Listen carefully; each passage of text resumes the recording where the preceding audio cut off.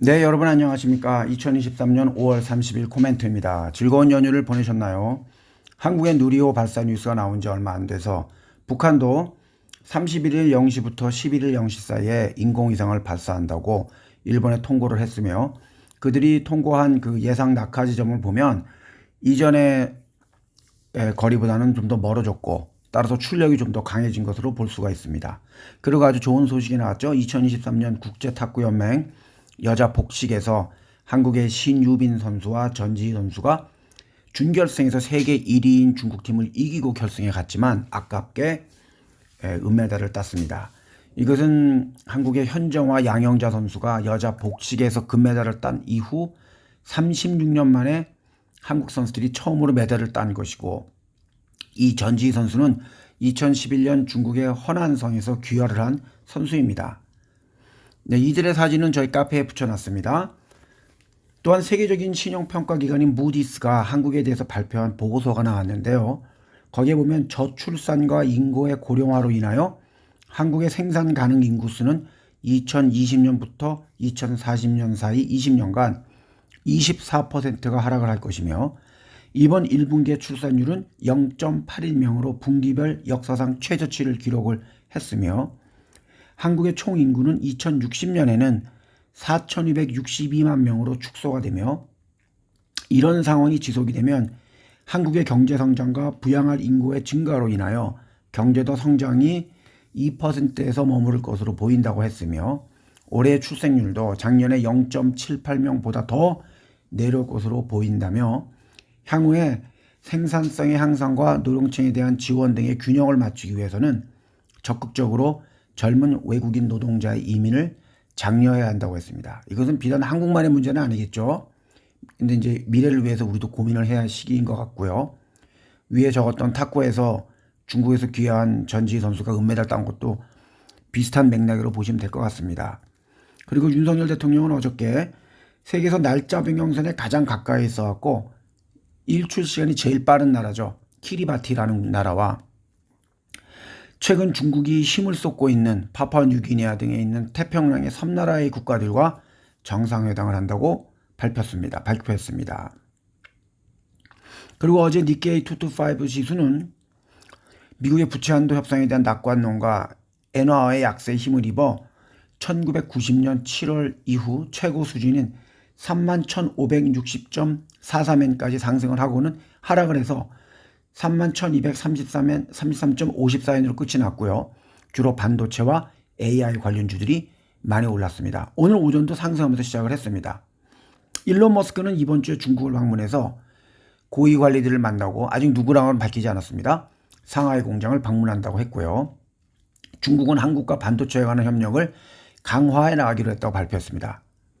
이지만 한국은 미국과 일본 또 서방 세계와 중국과의 사이에서 특히 반도체 부분에 관해서는 어떤 액션을 취하는지 굉장히 중요한 상황이 되었고요. 이미 마이크론 반도체가 중국에 수출을 할 수 없는 그 분량을 한국에 메우는 게 아닌가라는 이야기들이 나왔지만, 한국은 그걸로 이용해서 이익을 얻는 것은 하지 않겠다고 발표도 했습니다. 그리고 홍콩의 법원은 어제 올해 75세가 된 홍콩의 민주인사이자 이미 폐간된 핑구어 신문 애플데일리죠. 소유자이자 언론 재벌이었던 짐 라이 씨에 대해서 그에 대한 국가안보 재판을 종료해달라는 신청을 했는데 기각을 했습니다. 그래서 만약에 이 사람이 유죄 판결이 또 나오면 그는 남은 인생을 감옥에서 보내야 할 가능성이 커졌습니다. 지금도 투옥되어 있습니다. 그리고 어제 샹하이는 100년 만에 가장 더운 5월 달의 온도인 36.7도를 기록했다고 합니다. 최근 동남아, 인도 쪽의 폭염이 중국으로도 올라오는 모습이고요. 싱가포르도 상당히 덥습니다. 반면 밀을 많이 수확을 해야 되는 중국의 허난성의 남부 지역에 폭우가 지난 중반기부터 계속 오고 있는 거죠. 그래서 밀의 수확량도 줄고 품질도 떨어지고 가격도 올라갈 것이다 라고 우려하고 있답니다. 그리고 저희 카페에 또 사진을 붙였는데 2019년 4월 해발 2000m에서 발견이 됐던 알비노 팬더예요. 팬더는 검정색과 흰색이 되는데 얘는 알비노니까 전부 흰색입니다. 현재 한 5살에서 6살로 추정이 되고 있는데, 이 팬더는 다른 팬더 무리들과 함께 잘 어울리고 있다고 하고 있습니다.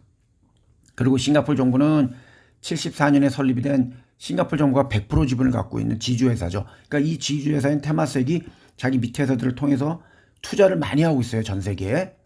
그런데 작년에 망했던 FTX 있지 않습니까?